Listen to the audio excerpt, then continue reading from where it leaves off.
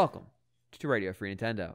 It is April 12th, 2018, and that pause was me checking because I couldn't remember. I'm your host, James Jones.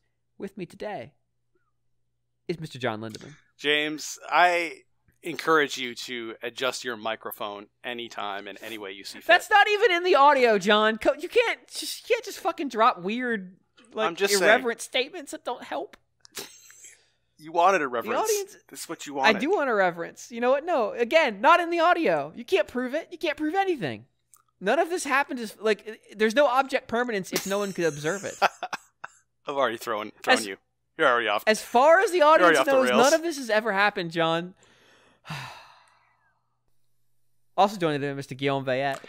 And yeah, I hope people are hearing this, because if not, it means, I don't know, something happened with my computer. And it means we don't exist. No, just the file is gone. We still exist. Prove it.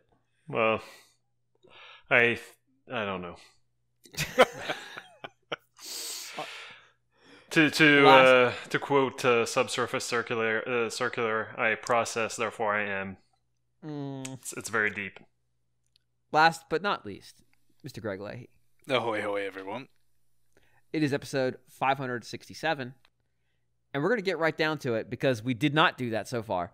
We're going to have a relatively short episode. John and I don't really have any games to talk about, and we just kind of wanted to keep this one a little bit brief. So aiming for a one segment, probably just some quick new business, and then we'll roll into a couple listener mail. So we're going to go ahead and get started right away. Guillaume, what have you been up to? Sure. So I've been playing a little bit of Rime on the Switch. And I say a little bit because I've been juggling way too many games lately. I thought it was because it was the European DSi version of it. I bet the frame rate's really killer on that.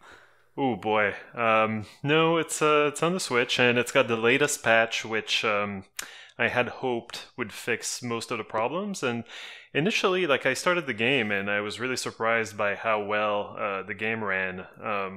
So I made some maybe a little bit too early tweets about the surprisingly good performance of Rime on the Switch. And eventually I got to areas or cutscenes that, made the frame rate slow to crawl. But thankfully it never really happened in the middle of a jump or anything like that. It is distracting. And for sure, you're not getting the same performance as you would from, I'm guessing this is on the PC, but also on the PlayStation 4. Yeah, it's on everything. Right. So the Switch version is really the version you want if you want, if you want a portable version of that game. But otherwise, you're never going to get the performance out of it that you can get from other consoles. But it's still, I'm surprised how much I enjoy it, because I actually kind of hate Eco, and and this is so Eco, this is someone played Eco and it was like, oh, okay, yeah, I want to make also a game with kind of a little boy scampering up rocks simulator, and so that's what they made. And so you spend a lot of time just exploring these ruins and clambering. Is that a word, clambering? It's not quite climbing. Clambering up rocks and ledges, and just solving puzzles. And I'm pretty surprised at the variety of puzzles. You're pushing blocks a lot, but there have also been places where you're supposed to, there are perspective puzzles where you're supposed to stand in a certain place and line up different things to create a door where there shouldn't be one. So nice puzzle variety. And I think one of the reasons why I'm enjoying it more than Eco is because, first, I'm not protecting anyone. I don't, there's no NPC that I have to hold by the hand and carry around and stuff like that, which got a little bit annoying fast in Eco. And also, there's no combat so far. I don't know if it's going to stay that way, but I haven't found any sword, and it's looking like maybe I'm never going to pick one up. So I'm kind of crossing my fingers that there's no combat in this game, because this is great.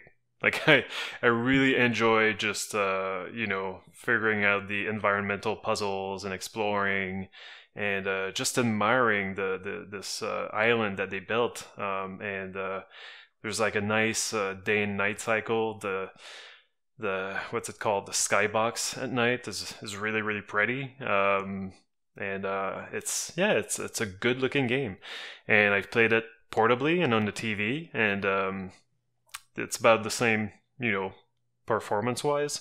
It plays really well on the Switch screen. There have been times when during the night cycle, maybe it got a little bit too dark, but other than that, like I'm really enjoying it. So hopefully I'll have time to play a little bit more of it, or to finish it before I have to return it. Another game that I've played, Neil reviewed Streets of Red for the website today, and I just I shared okay, so first, Tesla versus Lovecraft is a great game. I've been playing it co-op with Karen. Unfortunately, the latest patch seems to have broken the survival mode in that game. There are leaderboards, and it used to be that you would last maybe, I don't know, like 5 to 10 minutes in survival mode was a good run. And now it's like it's almost hard to let yourself die. And so last night, right after the patch, Karen and I played, and we lasted for upwards of half an hour, and we're just like, okay, like this is really getting boring. So we had to let ourselves get killed, and we were like second on the leaderboard at that time for the 2-player co-op. So at this point, I decided maybe I need a new co-op game, and I tweeted that, and Neil sent me, like, apparently he had gotten 2 review codes, so I got the game for free, Streets of Red, which is a I guess it is a roguelite brawler.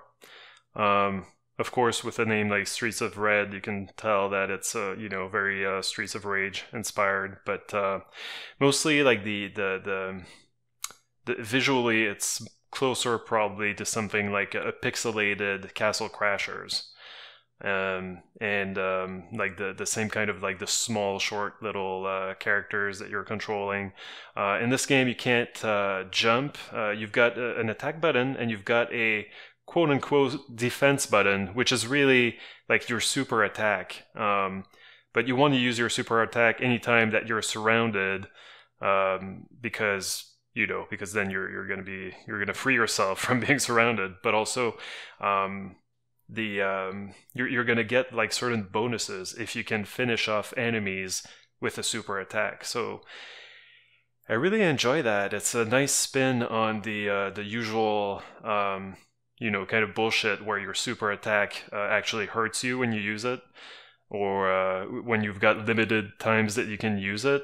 Here, it's like you're really encouraged to use it, and it's pretty cool. It's a perfect little game playing, in co-op, of course. Like, those games are always fun multiplayer. And I guess the roguelite element comes from the fact that each time that you finish a level, there are random kind of upgrades and perks that you can buy. And then also, like, you can choose which level that you start with. And, there's like sewers, a train, and, all that good stuff. And the order that you choose to tackle levels will make them shorter or longer. If you tackle the sewers first, you only do 1 level of that. And then, the next that you pick, you're going to do 2 levels, and so on. So I guess like that adds a little bit of replay value, because you're not going to see everything there is to see in the game the first time through. And you can vary up. If there's a level that you really don't like as much as the others, then you pick it first and you play it less. It's perfect. And the game is very much, it's very much an indie game. And by that I mean that it's not bad writing, but it's very much pandering to gamers, I suppose. The plot is that only the attendees at PAX East 2018 have survived a zombie plague. And so they gained, and they're cosplayers, so they gain, they somehow gain powers based on their costumes. And so the characters that the character that I picked was a Shovel Knight inspired character. And I wasn't sure what magic and tech was going to be for Queenie, who the only girl in the gang that Karen could pick. Turns out that it's Terra from Final Fantasy VI. And, with is that Terra? Or am I confusing my Final Fantasies? Yeah, that was the localized name. It was like Tina in the Japanese version, I think. Or I think I'm thinking of Celis, like at the very beginning with the Magitech armor. No, Celis comes later. She's because there's some question over whether she's still working for the Empire. Or it's been a long time since I played anything. Yeah, okay. Terra's the one at the beginning that's kind of enslaved. Okay, yeah. So she's Terra inspired, and she's got the Magitech armor and everything. So that's pretty cool. And the levels so far have been very much.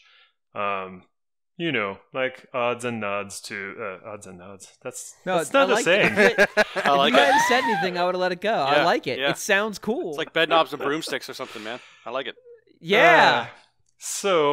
Nods and winks and references to nerdy shit, like the sewer level ends with a mad scientist that turned himself into a fly, of course. And one of the levels also is like very much Resident Evil inspired, and the zombie dogs, of course, are just adorable, but very vicious. And when you further in that kind of mansion level, I guess in the further stage, you make your way back in the dark, and it's instead of being a Resident Evil homage, it's Ghostbusters. So. Yeah, it's just piling on references, but it's fun so far. I'm really enjoying it. When people always complain that, and these usually from people who do video game journalism, they always complain that video games aren't as refined as movies and literature. I always think they're talking out of their ass, but they're right. No movie or book would ever do that kind of nerd pandering. Yeah, I know, right? Ever. Yeah, that would never ever happen. Yep. Yeah, surely it wouldn't be successful. At the very least. It wasn't. It was only the number 2 movie in the box office. The book was successful. Yeah, it was. Anyway, so it's been a ton of fun, and I had to stop to start recording, stop playing to start recording, and hopefully it stays of that quality. We were almost at the 4th and final level, which would have been longer than the other ones. So I don't know how much, I guess a playthrough must be around between 1 and 2 hours long. But then you just go through it again. So yeah, really enjoying it. And apparently there are 2 unlockable characters that I haven't unlocked yet. So looking forward to that. And one final thing that I wanted to mention for new business. I couldn't really, find something to say about Burly Men at Sea last week. I was very confused as to the nature of the game. I was wondering if there was something I could unlock or figure out at some point in order to start the story differently, not get eaten up by a giant whale. And turns out that I was thinking too hard about it. The game just always starts the same way, and it kind of always ends the same way. Spoilers. Despite having 12 different branches, story paths, it always kind of ends up with you going back to the island and starting over. And so I put my review on the website, and I gave it a 6 out of 10. Turns out that always kind of, no matter turns out that the journey maybe is not as important as what you get at the end, especially when that it's always going to end up the same way. It kind of diminishes the whole thing, It cheats you a little bit of the significance of the moment. Yeah, and also there's also the games for some reason doesn't lets you skip parts of the story that you already saw in the middle of the story when you're like within like the branches that you can choose, but the ending and the beginning, you can't skip anything. So it's like literally like the two cutscenes that you will see the most in this game are the only ones that you can't skip. And it's like, what the hell? But it's really too bad because, that 6 out of 10 is really mostly for the visuals and the music, which I found like really appropriate, really good, really goofy. But turns out that if you go on the developer's website, there's a link to Bandcamp where you can listen to the soundtrack. So, go ahead and do that. And foiled by our own music. Yeah. So... yeah, it was disappointing. I did not go into it wanting to hate the game, but I don't know. Like I was Karen was away when I played through most of the paths in the game, and I asked her when she came back, like, hey, did you want to see what happens? And she was no. Like kind of both of us like lost interest really quickly in where the game was going. So it's unfortunate. Oh, that is a shame. Yeah. Well, I appreciate you giving us an update on it, though, because it did seem I wasn't sure how branching the game really was, and it turns out that it's all that sort of illusion of choice. Well, at least people listening know now. Yep. Greg, what have you been up to? Well, before we get to what I've been playing, we've got to touch on the fact that we've got a semi-recurring gag on this show about willing things into existence. But usually not good things. Oftentimes not what we would choose, presumably. There's a term in economics called revealed preferred, and if the things that I've quote-unquote willed into existence is my revealed preference, it doesn't say much for my preferences. But, yeah, so we did the Ikaruga ending music last week, and it must have been about a day or two later, apparently Treasure were out there teasing Ikaruga showing up on the Switch. So is it another case of this? Who can say? Maybe they just listen to the show. Maybe they do. They don't understand a word of it because they don't speak English, but they're listening. They heard the music at the end. Oh yeah, I know that song. Did we make that game? It does also. It did make me think. I wondered, had Guillaume been accused yet of willing Spike into the new Mario Tennis game? Yeah, I don't know, but it's just amazing. I sure heard about it when it was announced, though. We sure did. Well, it wasn't announced, was it? I guess it was just it was just there. A popular person on Twitter tweeted about it, and everyone just the news spread surprisingly fast, and I guess it was gaming news in a way, which is weird because it is weird. Can a character that doesn't exist be news? Because I guess the weird part of it is that it did feel like you were the only person that noticed Spike being in that Mario Party game, right? But someone else did. Yeah, now someone else is not. I guess it's just a different bar for tennis. So I want to point out the reason Bubsy exists, the new one, oh, God. is because people couldn't understand irony, and those people happen to control the Bubsy license. I thought you was going to blame one of us for willing it into existence. No, exactly right. I didn't know where I was going with it. If anyone misinterpreted commentary on Spike as a groundswell of enthusiasm, I need to help you understand that Spike is a non-entity, and any commentary on him is simply a commentary on his non-entityness. He's such a non-entity that he shows up in like 2 games simply to be not even a major impediment, just kind of a minor one. Yeah. Well, when he was announced for Mario Tennis, I went to the website, to Nintendo World Report, and I downloaded the highest res Spike art that I could find. And it's now my phone wallpaper. I've decided to embrace the being associated with this quote unquote character. That's what you get. That's what you get for noticing them, like just slipping. A character is like could we put some effort into it? Just do Spike, no one will notice. And then you've noticed, and now they've got to like retcon it by putting him in Mary Ted. Oh no, we meant to use it. He's a good character. You know, he's the equivalent of Kirby, but not charming. And it's like they didn't finish drawing a Koopa, and they're like, "Well, this is Spike, I guess." Yeah, we put him in due to fan response, meaning one fan response. Hair on him and call it a day. Yep. So beware what we think of next. I've known that for years. If we can put, I don't know, Silhouette Mirage music at the end of a future episode or something, because Ikaruga is already on Steam, and I'm not against putting Ikaruga on more machines, but I would appreciate if Treasure could offer us like something else from their catalog.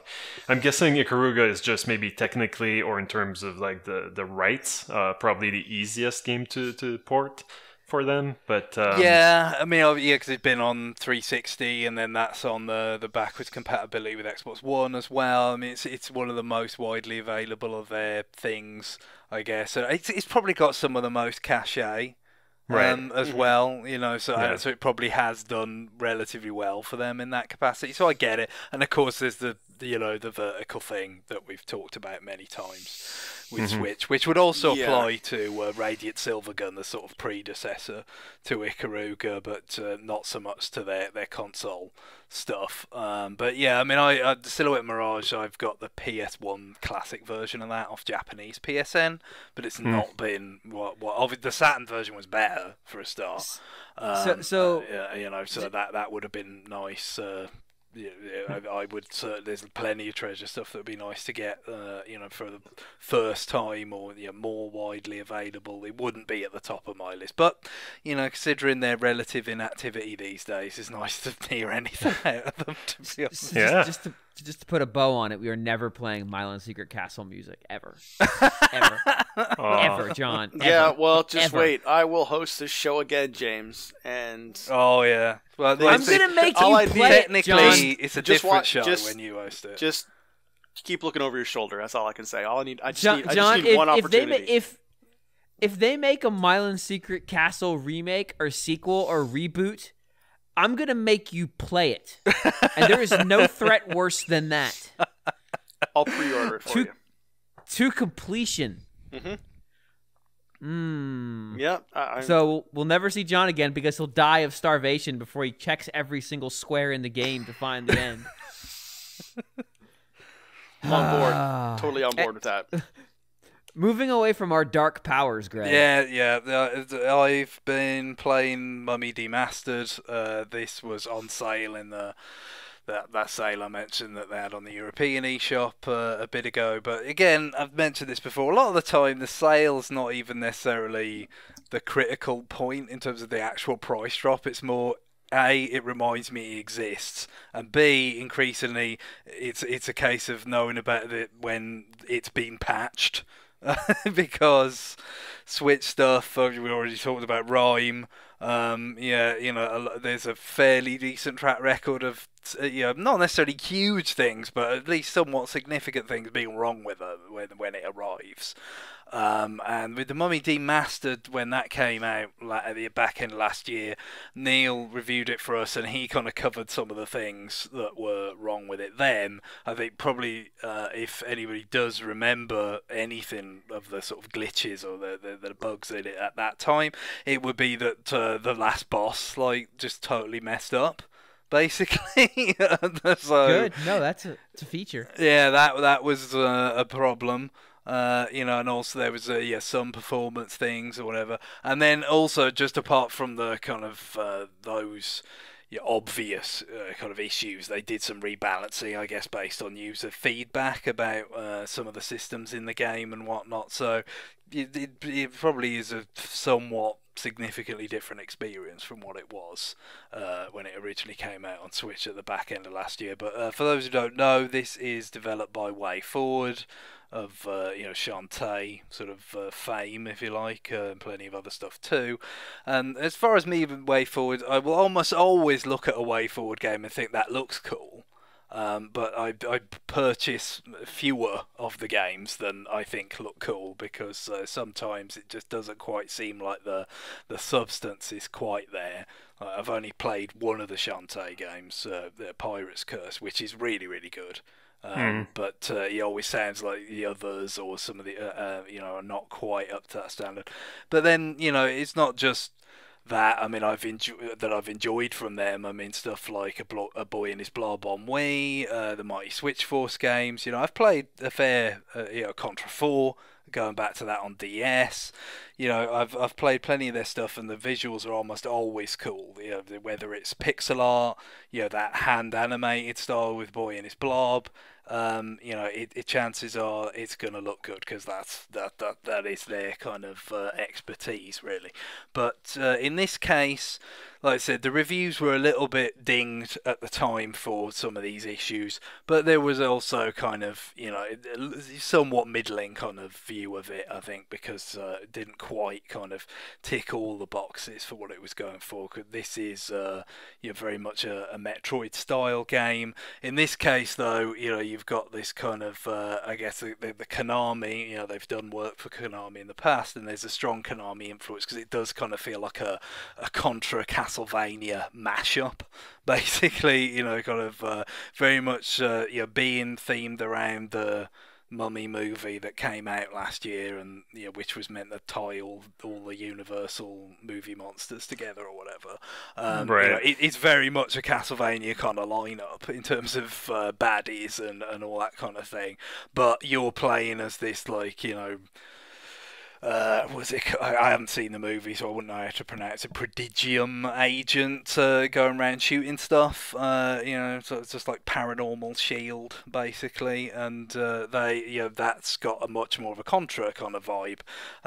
With your primary weapon is just like a kind of machine gun. You'll get other sort of weapons that you can find that do a lot of damage, like rocket launchers and shotguns and all this. You can kind of clamber up on ceilings in a very kind of Contra way, hang down and shoot from them, all that. So it's it sounds like the kind of thing that I would really like. Straight, mash up Contra and Castlevania, I'm in, and it looks really nice, as you'd expect. So I've definitely had my eye on this, and then the sale comes along and the patches, and it's this is the time to go for it. And I enjoyed it. It's quite short. This is something that kind of came up when it was reviewed initially, but I'm quite happy with that, really. The fact that it doesn't overstay its welcome. It's probably not substantial enough in terms of gameplay and design to warrant being any longer. So I'm quite happy that it is the length that it is.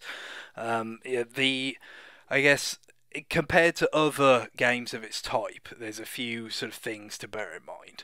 It's definitely more to the action, kind of, as you might expect, being kind of the Contra influence. It's definitely more to the action end of the spectrum than exploration, compared to something like an Axiom Verge or a Metroid, because I said, you've got that kind of run and gun action. It's definitely not as much so as something like Aliens Infestation, if anybody remembers that from DS that WayForward did. I played half of it and kind of lost interest.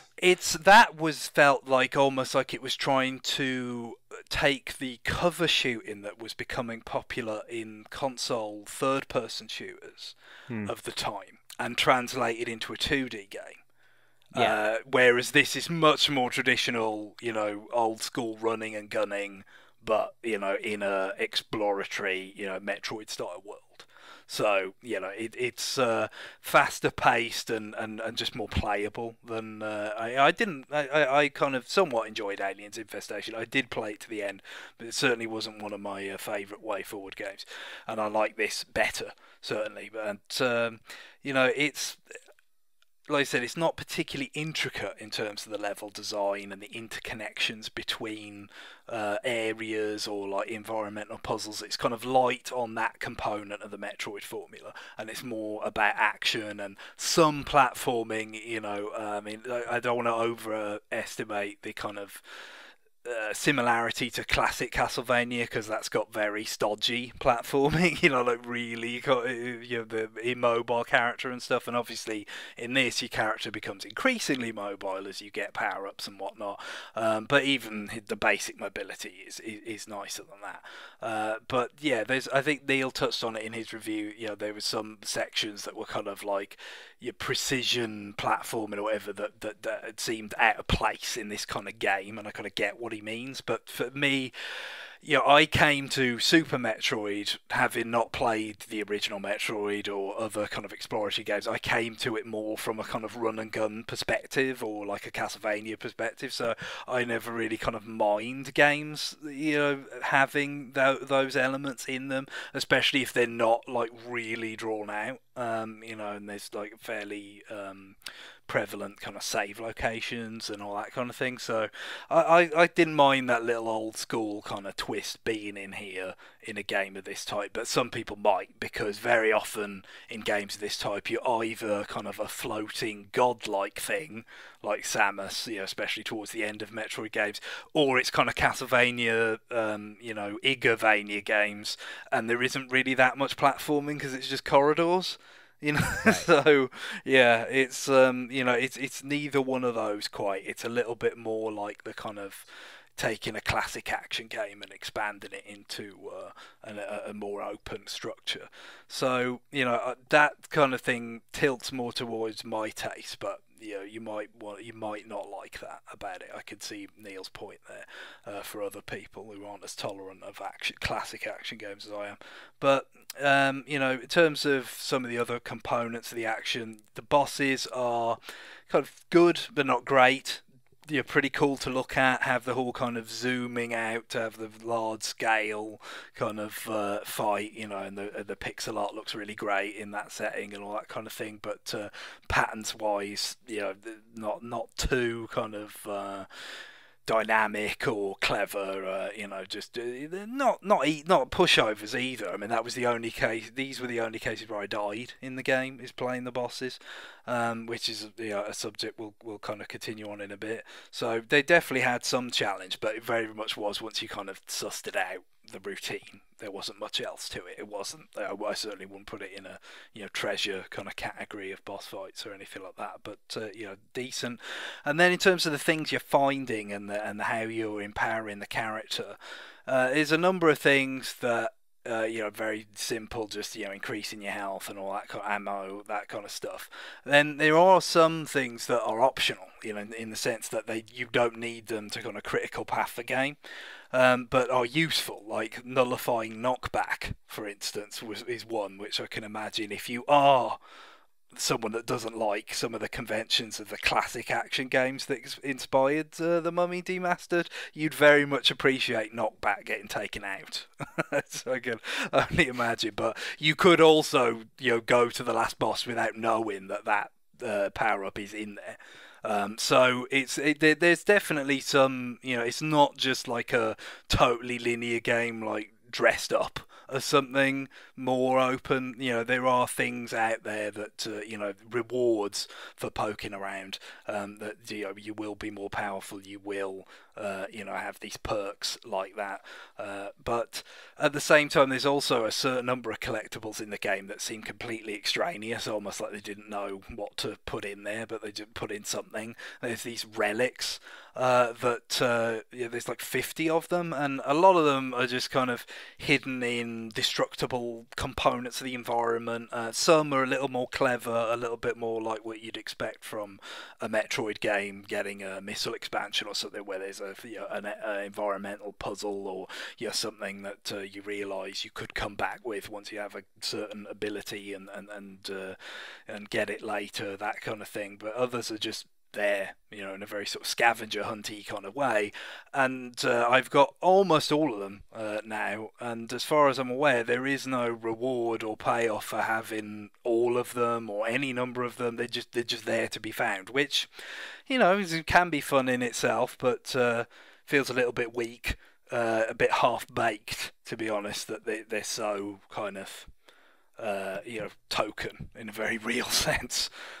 So yeah, that definitely the fact that this is a licensed game, and I don't know, I'm sure they, put a lot of effort into it and whatnot, but probably didn't have the longest development time. It was already a few months after the movie, wasn't it? Right. When it came Yeah. out, I guess it debatable whether it could have got pushed that much farther out. But I mean, that is a movie that fell like a thud. yeah, so- that's the thing. Maybe it didn't really matter that it was a few months later. Maybe it could have been more months later. But there's plenty of other logistical concerns that go into these things. But like I say, it doesn't feel like a huge development project. But mostly quite well executed for what it's trying to do, but not terribly ambitious. The design is not as clever as intricate as a Metroid, at its best, or an Axiom Verge, for instance. But with the fixes they've made, the biggest one being the death stuff, I think it can be very enjoyable. Now, with the death system originally, and this reminds me a little bit of Aliens Infestation, I don't really remember exactly how that worked at this point, because it was like 10 years ago or whatever. Well, less, but anyway. A long time. It was a while. And with this, it's okay. If you die, your nameless agent is kind of taken over by the dark powers that you're going up against, and then you take over as another nameless agent who you what you're trying to do is go and find the corpse of that guy and kill it and take back your stuff. Now, originally, I think one of the harsh things was that even when you did, and of course, as you're doing this, you haven't got your stuff, so you're much less powerful, than you're used to being. And certainly, as the game goes on, you think this guy's really tooled up at this point, because I've collected rocket launchers and God knows what else. So there's a little bit of a tension element in it. But originally, even now, but originally it was more so, I would assume, because even if you killed it, you would get like half your health back or stuff like that. So then, there was some complaints about the fact that, not only have you got to sort of trek to find where you died to kill your kind of old self and take back your stuff, but even then you haven't got all your stuff. So if you died on a boss fight, you might want to, kind of grind your health back up by killing enemies and all this kind of thing. So yeah, they address that by saying, well, at least when you kill the former self, you get all your health back. You're kind of almost fully powered up. You still only have, I think, about half your ammo. But the thing about the ammo is you've always got your basic weapon. Your basic weapon has infinite ammo. It's the guns you find that have consumable ammo that are sort of more extravagant, more powerful. And they have sort of different specialties in terms of some are good for killing individual enemies quickly, others are good for crowd control type of scenarios with little pests.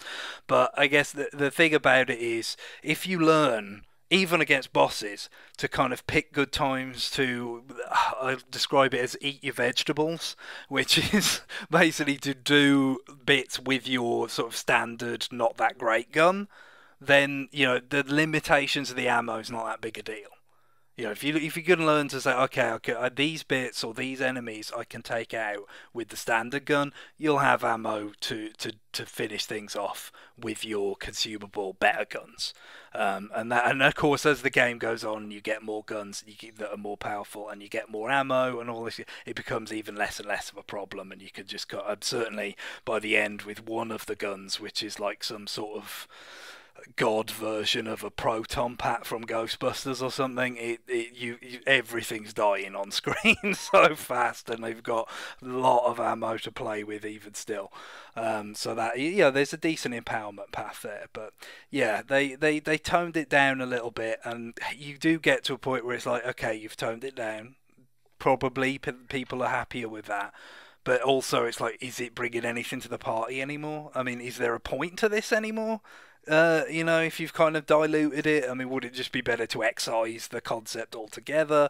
It does seem like the kind of thing that's more like about, it was a cool sounding concept than it is a sort of terribly consequential mechanic in practice, or something that actually adds to the game. But, I will say, for me, it did make me a lot more conscious of not dying during exploration than I normally am in this sort of game. In Metroid games, which are often quite easy, I could be quite careless of just like, look, I'm exploring, I'm just going to push forward, I'm not going to, stand here and wait for enemies to come out and absorb a bunch of health, I'm just going to keep pushing forward, and if I die, I die, I don't really care. Whereas in this, the fact that there was some sort of hypothetical punishment did make me play more carefully, even though it never really stung me unless I was playing a boss where you've always got a save point nearby, so it's not particularly onerous. So I guess, it did something. It kind of modified my playstyle a bit, but it didn't feel that consequential either. And certainly, from reading what Neil wrote and all that, it doesn't seem like it really added that much to the experience before the patch or whatever. So yeah, not a particularly great choice, but I don't think it should put people off, especially now if the rest of the package sounds kind of appealing to you. So in the end, I enjoyed it. So it kind of reminds me of Transformers Devastation from Platinum, in that it's short, sweet, kind of gives you a lot of the kind of signature things about that developer, what you like about them, but it's by far, not the best sort of thing that they do. But we might say a pleasant surprise given a licensed property. Yeah. Well, and I was, when this got announced, I was kind of surprised, I guess is the word, because it feels like even the game itself, it feels like this weird shot out of the Super Nintendo. Oh yeah, it's very much like a nostalgia thing of like, hey, remember when these big summer movies had to have a 2D side-scrolling shooter or platforming tie-in with it? That's what it felt like to me, which is weird because we're so far beyond that now. But yeah, because that was like the worst of gaming at that point. It was like a lot of them were bad, and a lot of people presumably have negative connotations, with that to some extent. But there's just so many of them. Yeah. Nobody's nostalgic for Stargate for the Super Nintendo. It's a piece of shit. You wouldn't ever want to be. Wasn't there the Dracula movie that De Niro starred in? Didn't that get a Super Nintendo game? De Niro was in Frankenstein. Oh, you're right. No, what was the Dracula movie that came out? Gary Oldman. Bram Stoker's Dracula? Coppola. Yeah. Yeah, I think that had a number of. Wasn't there a CD one that's kind of infamous? And yeah, I mean, there were a bunch of weird movie tie-ins back then. And they're all bad. So many of them were bad, I mean, it was a real turn up for the books when something was good, so it is kind of an interesting play from that point of view. But Dick Tracy from the NES was an abomination. Now, I barely played any of them, especially because when we moved to... played all of them. When we moved to, to Super Famicom and import and stuff like that, it was like, okay, nothing's cheap. This shit better be... If we're going to buy it, it better be good. Just movie tie-ins that were knocked out, to cash in on stuff was not going to get picked. Here's my offer to you: an NES-era multimodal game including a strategy, sword fighting, and dungeon crawling, based on a Robin Hood movie with an actor who can't do an English accent. Yeah, so it wasn't. Was it Morgan Freeman playing an Arab? Yes. Yes, that's right. Yeah, that's interesting casting in that movie. What a terrible, amazing movie, and a terrible game. All right, we don't really have much else in the way of new business. We're actually just going to go ahead and get through some listener mail. We've got some shorter ones. I'm going to keep an eye on the clock for these two gentlemen. But since John and I haven't really spoken, which is probably for the best, to be honest, but I'm just going to go ahead and tempt fate by letting us talk. So, John, I would like to have you read Cyrus's email. Cyrus writes, "Hey, my fellow Nintendo dudes. I was wondering, how do you like your video game announcements relative to their release date? A, it's coming out sometime within a year. B, it's coming out at this exact date a few months from now. C, it's coming eventually, like maybe next year, maybe 2 years. we're definitely working on it. Or D, and you can buy it right now because fuck real marketing. The bold Sega Saturn North American launch strategy. Yeah, the funny thing is you could pretty much map this. You could map these approaches to certain companies. Well, to be fair about the Sega Saturn, though, it had a date, and then they just said, "Fuck it, it's out." Yeah. On not that date, which is bold. It's a bold decision, and I appreciate it. Bold decisions are frequently also bad decisions, but the Sega Saturn is often like, oh, the release date thing, but no, Sega Saturn was fucked. Like it just was. It was a bad idea. It was a bad product. It was the wrong product for the time.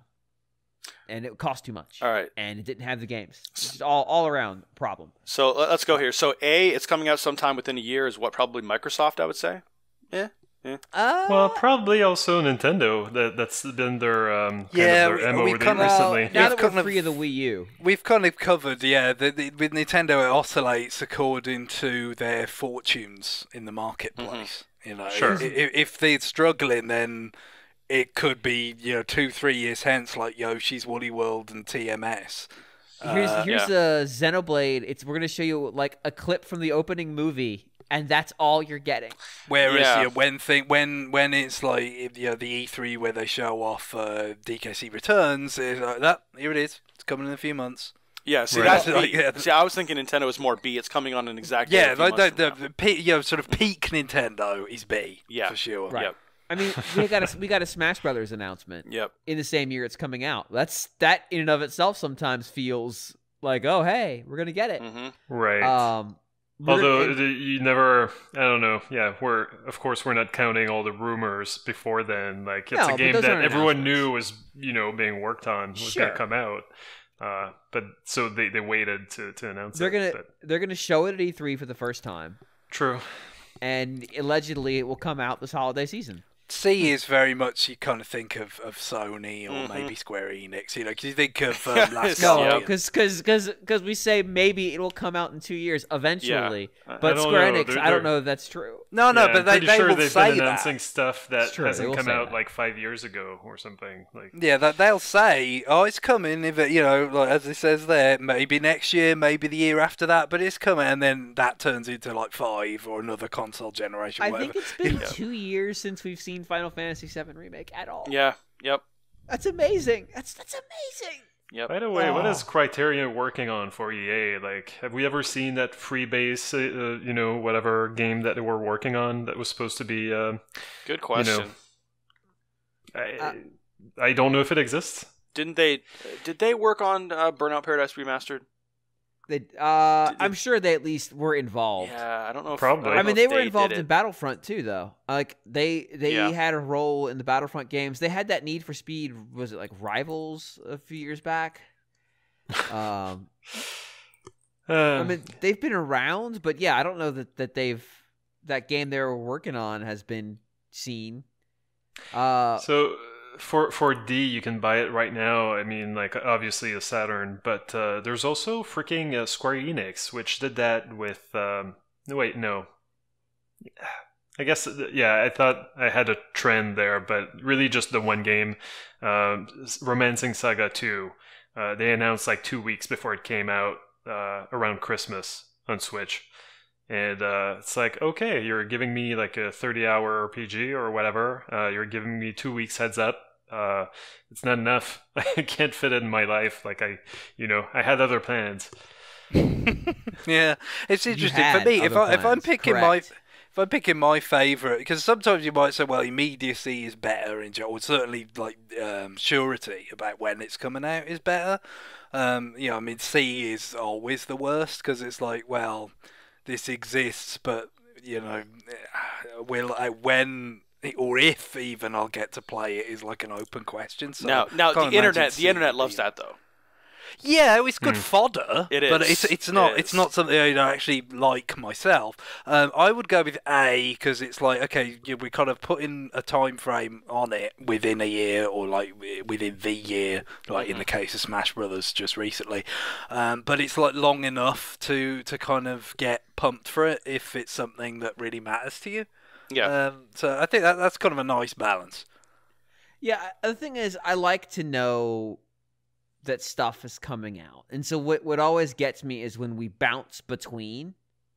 So like we'll do the, hey, we're going to announce a bunch of games super super early, and then we're going to move towards not announcing early, and then you have this weird period of like, okay, the games they've announced are out.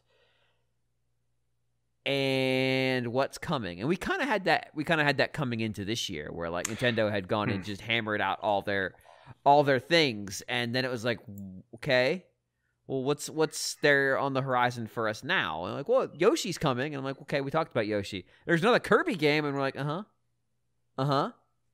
help us out here.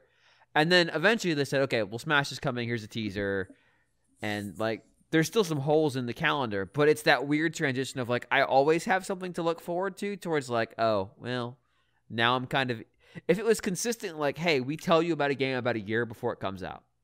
So we're hearing about the games that to come out in March 2019. We're hearing about it maybe in like April the previous year. And we're just consistently getting new announcements. So we kind of always have a kind of a rough estimate of what's in front. That's pretty good. But keep in mind, Pokemon will have been announced well over a year before it comes out. Oh, yeah. Well, and again, I mean, the nature of it is Metroid might be 2 years. Yeah, I mean, the nature of it is often a tip-off where, you know, whatever they say about time frames, but, you know, where if it's a guy at a desk or a logo, then, you know, if it's a logo using music from a previous game, chances are it's quite a way off. Yep. But it's that weird inconsistency, I think, from them. And that's the thing. Also, that's a case, the sort of dichotomy between those two is kind of, you know, it's one of these things. With Metroid, I get it with the logo, Metroid Prime 4, because it's like, that's something that people had grown to fear would never exist. Because it had been a long time, and Metroid is not a blockbuster in any incarnation necessarily. Whereas with Pokemon, it's like, do I really need the suit to tell me it's okay? There's a Pokemon game coming to Switch. Exactly. It's such like a investor. It's such an investor thing rather than let's film the guy for a Nintendo Direct at his desk doing it. It's kind of more risible in that case. The problem was that they had just announced the 3DS game and people were reacting. Yeah, I get it. No, I get what. But it would have gone under the bridge. I mean, I guess that was the same fear that led to Metroid Prime 4 being announced, because they're like, well, we're about to announce a 2D Metroid remake. Are people going to go like, it's on 3DS? What the fuck? Yeah, the whole we've talked about that. Discussion before that this whole kind of, some people have this very kind of negative association with anything being on 3DS, the idea of it being stuck on 3DS. So I can see why they would want to, you know, counteract that or alleviate it. But it just, you know, it could come off. That's the same kind of announcement, but it comes off differently given the context of the series. Is what I'm saying. Yeah. Yeah, so I guess for me now, a year is about good. Like, you know, I want to know pretty good. I want to have a pretty good view of what's down the road, but I don't want to start hearing about shit. I don't want you to walk somebody on stage to announce a Kickstarter. Yeah, fucking Sony. And for me, everyone involved in that should catch some kind of horrible illness. Yeah, I mean, for me too, that they never get to shake off until that game comes out. Yeah, for me, a year is far enough out where if it gets delayed, it's not so close that I think it's a big deal, you know? Right. But if you announce that you're going to announce a game, you are the worst. Yeah, pretty much. You are the bleeding ulcer of the games industry. We're going to announce a countdown page to the announcement of our game. That's one of that's one of my favorites. The worst is we're going to announce we're going to have a countdown page, and then the countdown page is just a time when an event's going to happen later. Mm-hmm. That's the worst. I think that the worst is when the countdown page is just, you know, vague enough that you might think that you're getting a sequel to The World Ends With You, but turns out it's a countdown to the announcement of the mobile port, which is a thing that happened. Oh, it did. I mean, Square Enix had a few bad countdowns, but they did have the one where it was a countdown and the reveal was the date they were going to announce something. Yes, I remember that. It's like, you fuckers, why would you do that? A countdown to a date reveal. Yeah, that's the Ah. worst. See, that's the kind of thing. If Suda did it, it would be self-aware audience trolling. Right. When Squares does it, it's just fucking incompetent. Yeah, if Sue did, it would be a countdown to another countdown. Like, he'd be like, okay, and now I'm revealing my new page called countdowns.com. And it would just have multiple countdowns announcing different parts of the URL for the actual announcement. So, okay. So let me ask this. There's been the announcement that the Spyro Reignited trilogy is coming out to PlayStation 4 and Xbox One. So that was announced a few weeks ago, and then hours after the announcement, apparently the game showed up on the Nintendo site's page. So, in the for the Nintendo's official UK store had a page for it. The one complicating factor with that is that Nintendo does not run that store really themselves. It's it's contracted out. But obviously it's a partnership, they're licensed, but it's a retail group over here that does a bunch of online stores. The Hut Group, Zavi.com, they run that store on Nintendo's website, for them. So I guess it's not. The suspicion of inside information is not as kind of cut and dry in that case, but still, And I mean, I get. I would say that the likelihood actually of Nintendo or Nintendo Direct affiliate botching that badly would be there would be consequences, and it's one thing when a retailer does it, because what are you gonna do? Like, are you gonna go drop the hammer on Walmart? No. You obviously cannot do that. But like internally, if they were really holding it back, I feel like that would be that wouldn't have happened, because it would have been known to. Honestly, they probably wouldn't have even told the person doing the website the game exists until they needed to know, and that was not the moment they needed to know. But yeah, the fact it's run by, especially because it's run by a retail chain group, that they were probably just creating the profile, and they probably have one database that runs all of these websites' game profiles, and somebody just jams Spyro in there for Switch. I don't know. I wouldn't rule out the possibility that. It's probably eventually it's coming, because Crash Trilogy is coming. Right. Oh, certainly. It's just. So is that are they just giving it time to breathe, the Crash Trilogy, or is it I don't know. It's an interesting, the fact that it's not, but I guess isn't that also true with Xbox, right? Crash is not out on Xbox yet, right? But they have announced Spyro for Xbox, so but perhaps somebody thought in the Nintendo case it would be better if they were spaced out or something. Who knows? But or maybe they feel like there's more of a market for Crash than there is for Spyro or something. I don't know. I mean, granted, one of those characters is a non-entity. The other character is best known for being a toy that was ultimately consumed by other toys in his line. So, one of them did Pizza Hut commercials. Maybe that's the connection. The connection is Pizza Hut. It's all coming together. We've solved the great Illuminati scheme of our time. It's the Bigfoot pizza scheme. I do remember the Night in the Woods developer at some point announced that the kind of the collector's edition version of the game was going to come out soon for PlayStation 4 and Xbox and PC, and they kind of threw in their tweet and some other console that were not some other platform we're not contractually allowed to talk about yet. And it's just I don't know, it just seemed weird, because if you're then after that tweet, the game came out on Switch. What's wrong with me? The game came out on Switch. Yeah. Anyway, the game came out a couple of months later, and it just seems like so many game announcements are come very quickly, in the C scenario, or D scenario, it's out right now, and I'm kind of wondering if it's something that Nintendo is doing that's kind of Some of it is obviously Nintendo wants for a lot of independent games wants to talk about them, and in fact, Nintendo did talk about Night in the Woods. Sure. But some of it is likely tied to this very well might be the first game this publisher's ever put out on a Nintendo system or has put out in a decade. And that there really is stuff they're still working through, like licensing stuff that has to happen.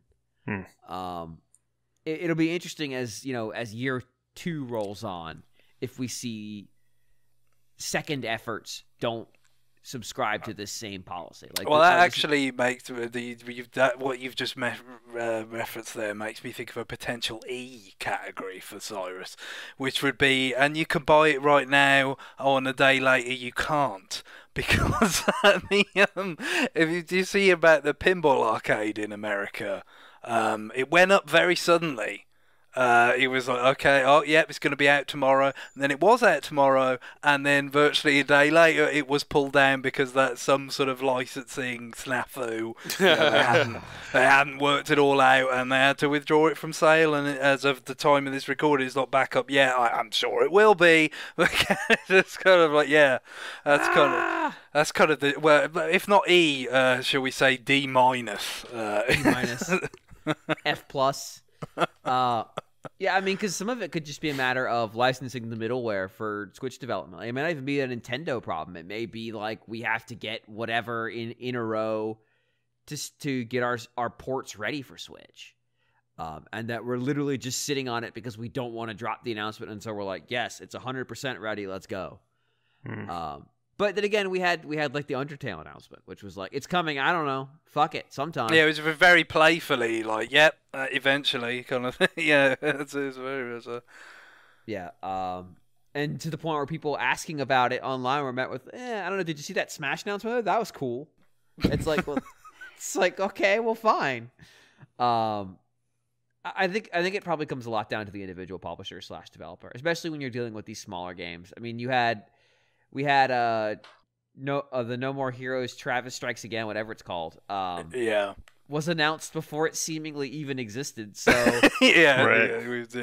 I mean, the one thing I would say about the Undertale thing, that does kind of make me think. I wonder if in some cases with Switch, especially, like maybe there's some announcements that would be like way ahead of time just because they're tired of people asking for it. Like just from like people on social media, like kind of acting like, is it happening? Is it happening? Is it happening? And it's like, well, we could have waited a month to before release to announce it, but then we would have had like another 10 months of, is it happening? Is it happening? Yes.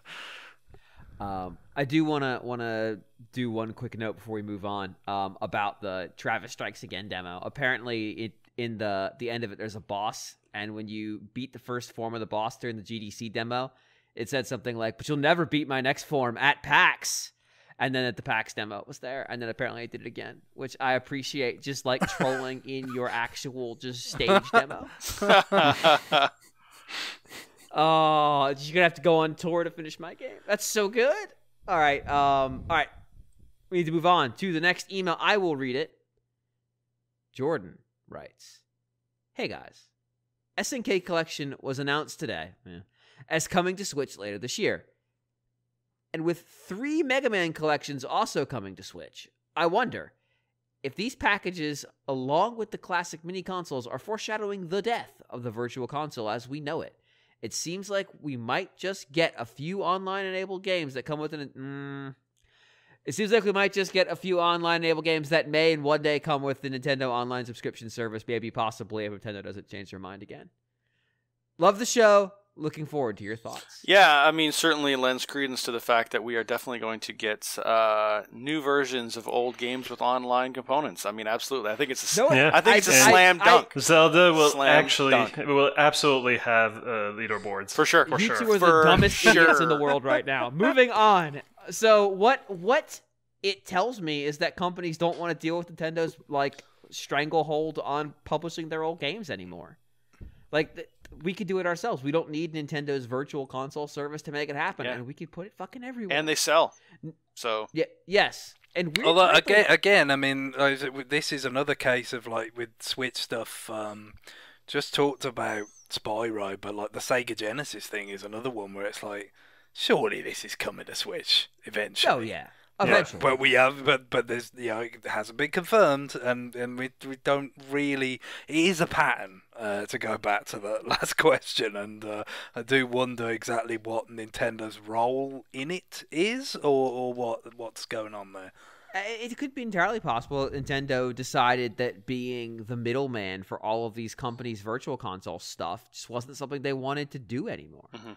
And that these companies were already putting together these packages to release them on other consoles. And so the answer became simply a matter of, well, just let them do that here too. Don't do the virtual console stuff. Just let it go, and we'll deal with it that way. Is Mega Man Legacy Collection 1 and 2 being sold individually on the eShop? I know it's a bundle if you buy the physical, but you have to download this collection too. Because I think that means there's actually four Mega Man. Yeah, because X is split into two. But I wonder if this is actually a subtle jab at that split for Mega Man X Collection 2. Yeah, the back end of the X Collection is not well thought of. The second X Collection, the games in it. Yeah. There's like one okay game, one decent game, one disaster, and then one like ugh. So I'm looking forward to that. Yeah, I mean, of course, Street Fighter is coming as well. That was that's right. The Street Fighter that was collection. what was announced simultaneously for with Switch and the other stuff. Not unlike Spyro or Sega Genesis stuff. Capcom, I guess, again, might have felt they kind of been a bit sort of singed by some of these, the Disney Afternoon collection and stuff. Yes. They did not put it on Switch straight away. Like, okay, that's not happening again. So yeah, there's a lot of stuff coming. Actually, not all of it is only stuff on Switch. Yeah, and not all of it is things that would kind of fall into the purview of Virtual Console the way it was, in terms of like, okay, it's something that was released at home, and in a lot of cases on a Nintendo platform. Like, you're talking about a lot of arcade games here. Right. And it's, I mean, even the stuff that's come out on the arcade archives, that was Nintendo stuff. It's very much focused on arcade games. I mean, it's in the name, obviously, but it's like, an arcade Super Mario Brothers. It does feel like maybe at this point, like the idea of just like, here is an NES game, it's $5.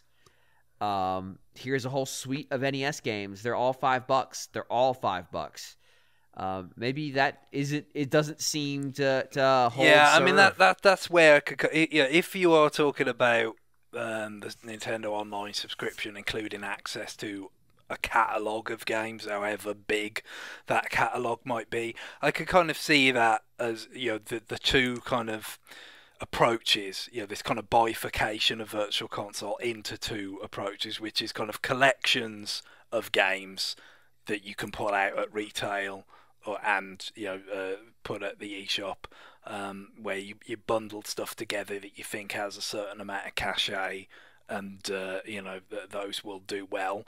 And then on the other hand, the catalogue is where it's like, okay, well, we're kind of getting people's money on a recurring basis because it's access to a whole bunch of games that probably wouldn't sell that well as standalone. Here's golf.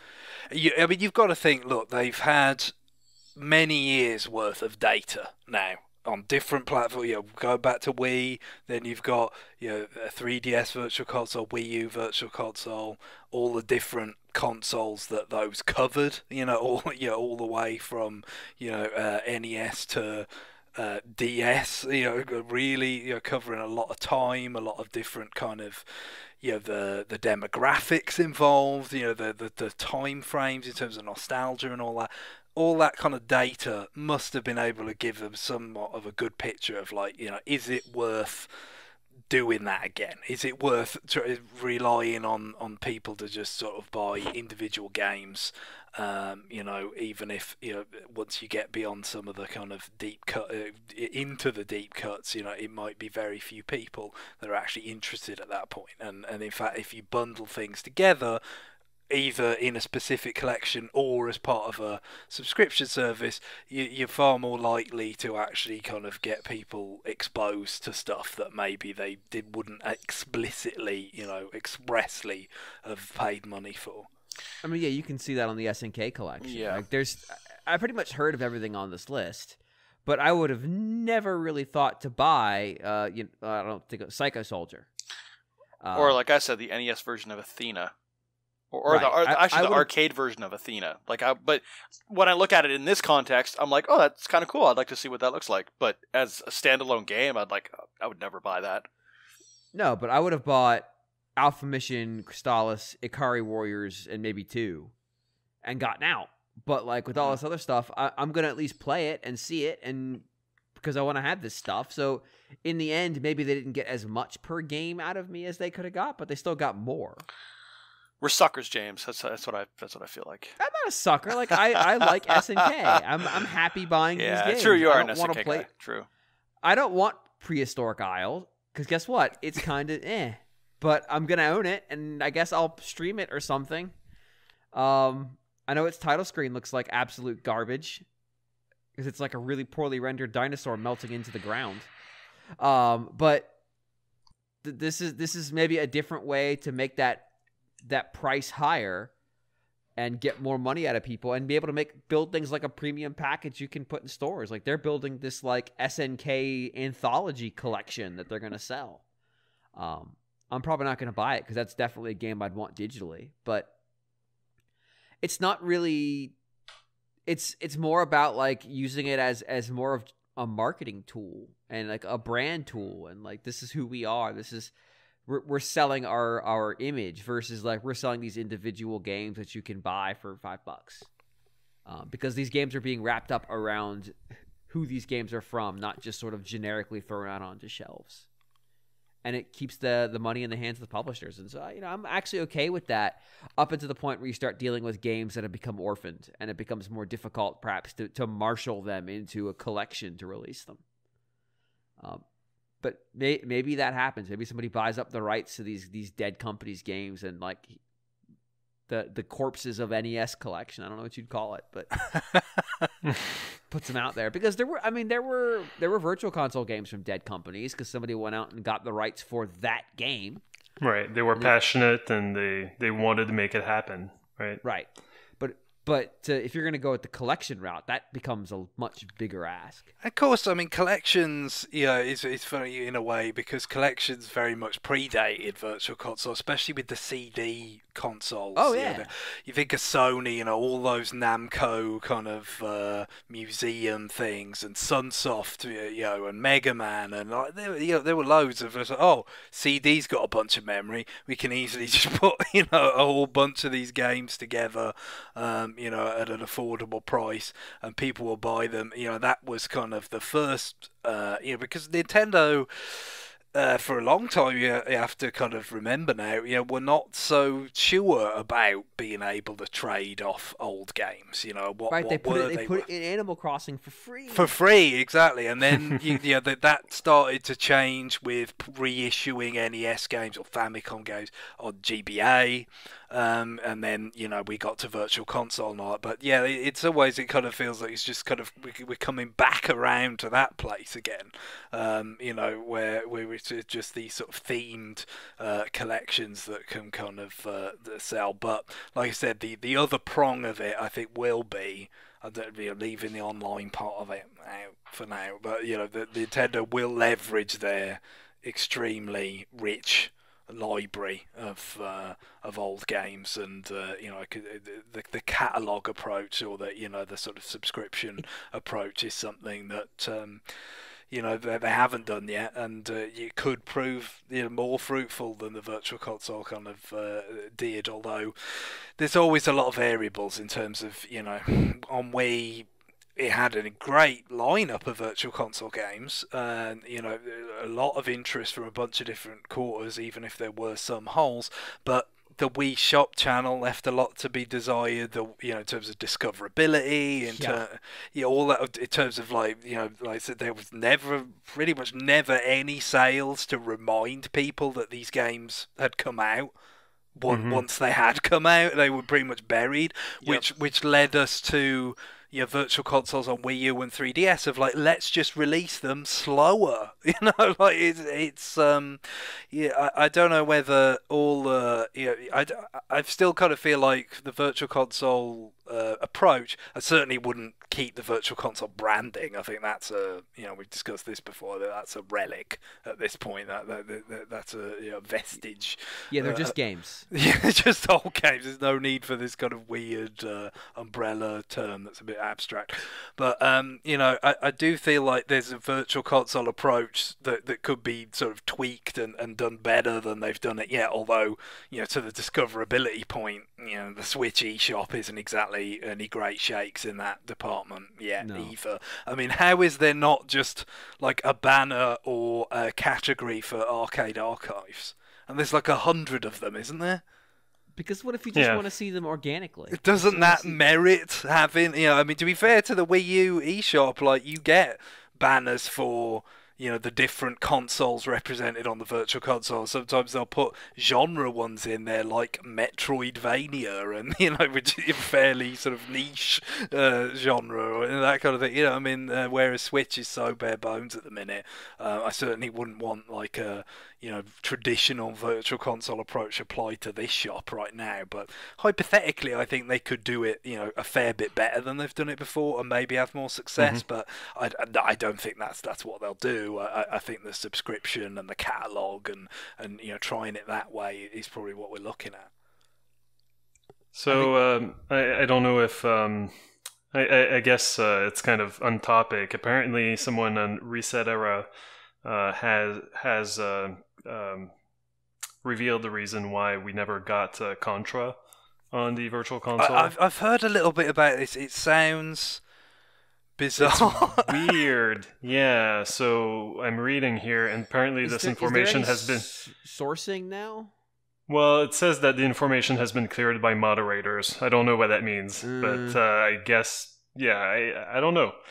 Apparently, when the Wii's Virtual Console went live, Nintendo sent certain third-party publishers a list with all their previous games. This is accurate. This part is accurate, but this is also semi-publicly known.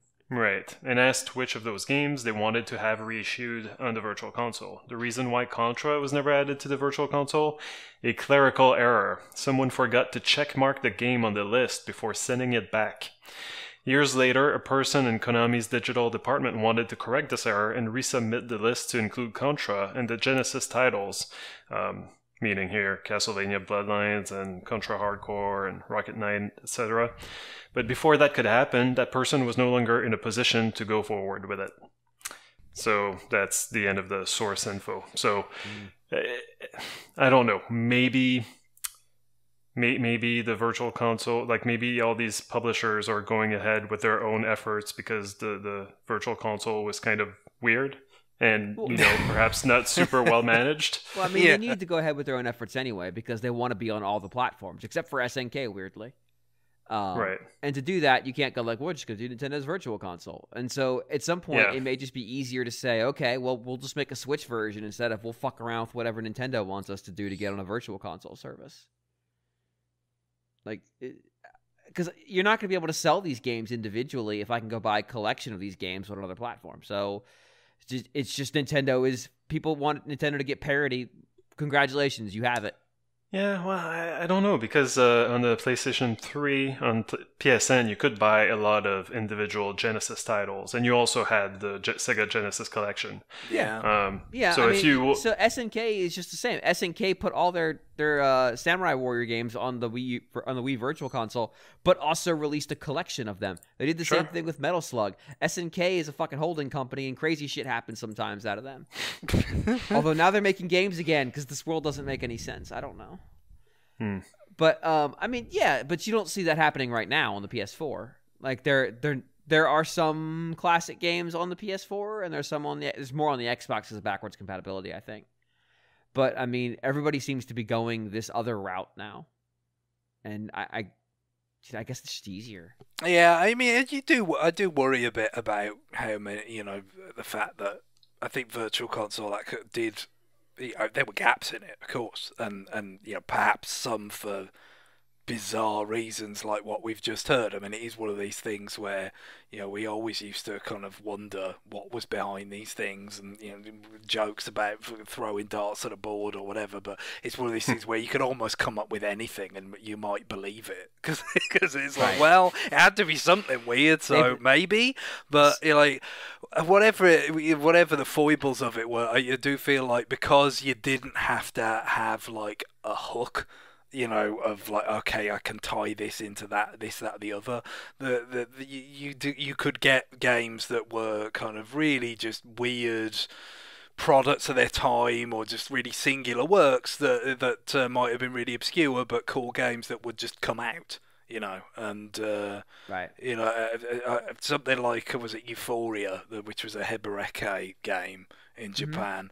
It's pretty difficult to imagine that ever emerging out of a collection, but it was a cool addition to the virtual console. I actually disagree. I think if you're doing a collection from that publisher, they might slide that in as a weird one-off inclusion. Maybe. It's just the problem is it did only come out in Europe originally. In the West, it wasn't in America, so it just seems like that would be the kind of thing that would slip through the cracks of if somebody was making a collection that's probably going to be aimed primarily at an American market.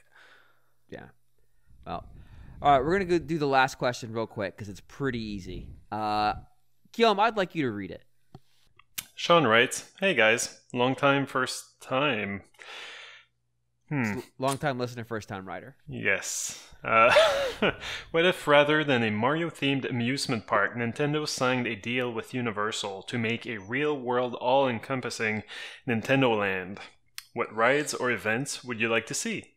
An F-Zero roller coaster? A Kirby pie eating contest? A cubivore petting zoo? The possibilities are endless, and bonus points for a Nintendo...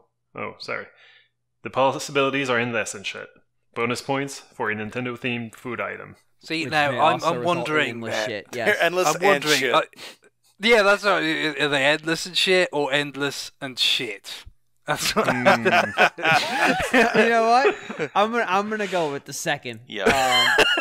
I've been to enough theme parks as a child to know that it's essentially just a nightmare. Come on, I mean, really, the biggest thing you gotta have is, I know they do like the Japanese like Mario Karting in real life thing, but you've gotta have a Mario Kart experience where you're actually hitting people with shells and screwing them up in a go-kart. And live turtles, yes, live turtles preferably. It's all baby park.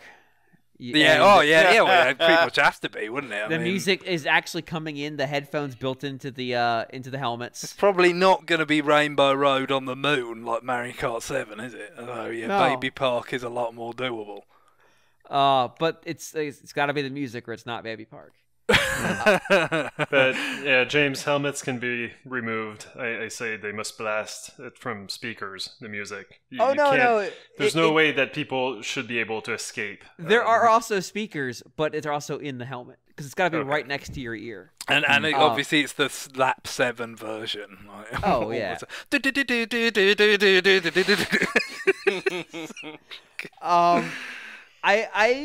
I'll give a serious answer because I'm capable of that sometimes.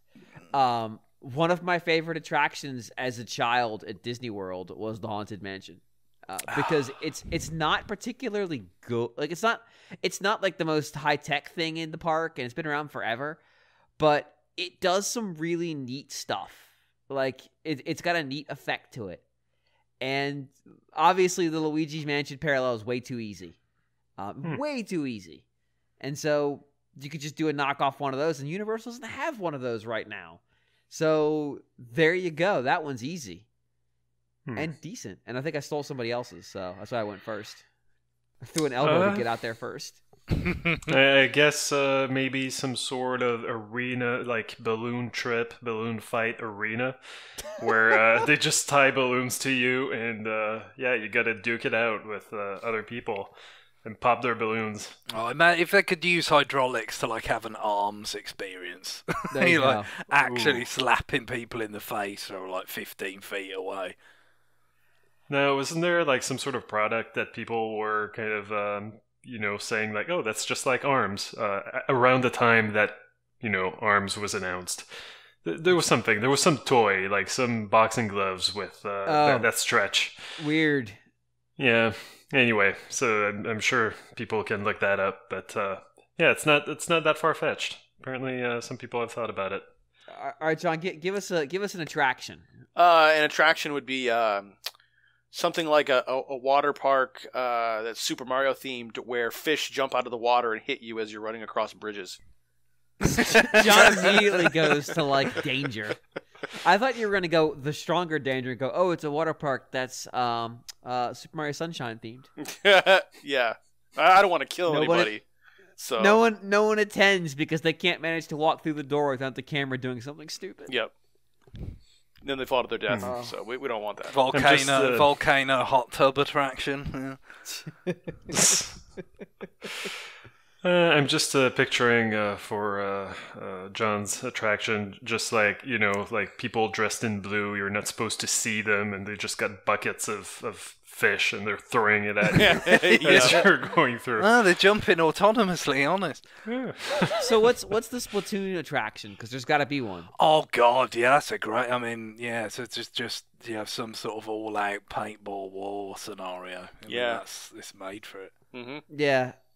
Paintballs hurt though, and that would really limit your ability. They do. I remember once getting hit in paintball. It wasn't painful, and putting my hand up to say I'd been shot, and then my hand getting shot immediately. Yes, and that really was painful and pointless. But well, obviously you have it's to be an allegory. kind of. Yeah, I guess the arena has to be like you being like waist deep into mud or something, so that you can go and hide and sneak up on people and then emerge. I mean, the Splatoon water park is probably in there because like it's you'd be able to have them float around and stuff because tubes like you're actually sliding in squid form but like that's not super on point with what Splatoon is. You could have it like you can spray colored water at people, but it would have to not stain. Because you wouldn't want to actually stain people's clothes. That would get you a bad rap. But there's definitely something in there that works. So I can also see it being kind of a sanitary nightmare. Oh yeah, cleaning would be a disaster if it didn't just wash off. But also, I mean like a cesspool, like a bacteria. Welcome to every water park ever, Guillaume. Yeah, well, I guess. Yeah. But you could also have like hoses or like you could spray down, like not like fire hoses where you're like knocking people over, but No, I was thinking like squirt guns. Yeah. Squirt guns, So, and then like you could go up on high and spray people from up above with like kind of like water launchers sort of thing. That'd be kind of cool. I think they've already covered Donkey Kong. Like it's a roller coaster. Donkey Kong is a roller coaster. They've already shown us that in Nintendo Land itself. Yeah, that's true. But it makes sense because you could do a pretty solid jungle themed minecarts and all that stuff and roll through it because there's already a minecart roller coaster. I've ridden it. Mm-hmm. Again, Disney World already has one. We know what it looks like. Zelda's tougher. Yeah. I mean, you could. If I don't know, we have the Nintendo Land game right. to inspire us, I guess. It could be up some stuffed sort animals. Yeah, and some sort of kind of fake adventure, and you're just beating up mascots and costumes. I don't know. You could maybe do something like sort of like a Wind Waker sort of thing, where like you hop in a raft with people and then like float down a river, something like that, maybe. And the stuff like, just happens around you. Yeah, kind of like the Jurassic Park boat ride. Kind of, yeah, something like that. Okay, yeah, I could see that. Yeah. All right, so we got to do some food real quick before we wrap up. Mushrooms. Honestly. Yeah, mushrooms. everybody's taking mushrooms. There's loads of stuff in Breath of the Wild. That's loads of dish ideas. Mm-hmm. I was gonna go with the Pokemon themed restaurant, which gets very dire very quickly. Because on more than one occasion in the show, we see people eating meat, which means they are eating Pokemon. And I like to imagine a Pokemon-themed restaurant has to deal with that when they do menu design. The old sweet, sweet rump of Miltank. That's right. Oh. This is something that this is one aspect of the park that I really want the Japanese to, take,